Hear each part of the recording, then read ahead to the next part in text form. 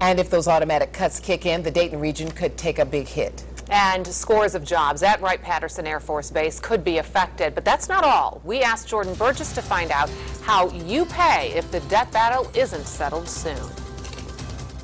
Well, what we've discovered is that this is a game that somebody in the area is going to lose, and in some ways it could come down to a choice between seniors or soldiers.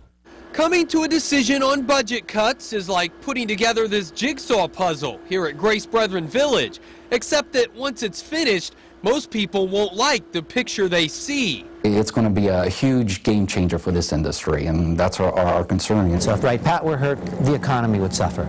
We examined what the Super Committee's decision would mean for our area and found that cuts are likely. It's just a question of who gets cut.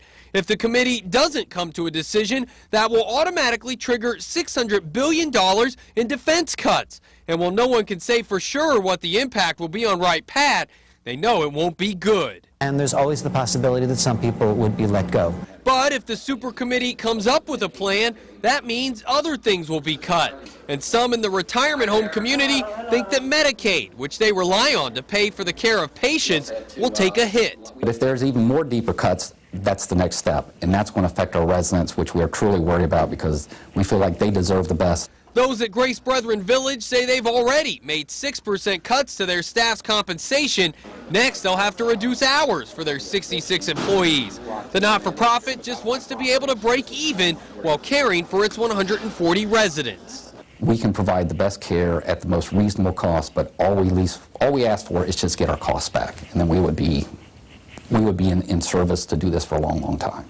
So a lot is riding on what the Super Committee decides, but most agree it would be best that they come to some decision and avoid the automatic cuts. These are 12 men and women who care very deeply about the country, and they care very deeply about the future of the country for their children and for their grandchildren. And they may decide at the very end of the day to leave all the shouting behind and make the best decision for the country. Now, some say the deadline doesn't matter because those automatic cuts wouldn't happen until 2013. But officials tell me the problem with saying that is that to save that much money and time, the Defense Department would have to start cutting things now. Reporting live, Jordan Burgess, 2 News on your side.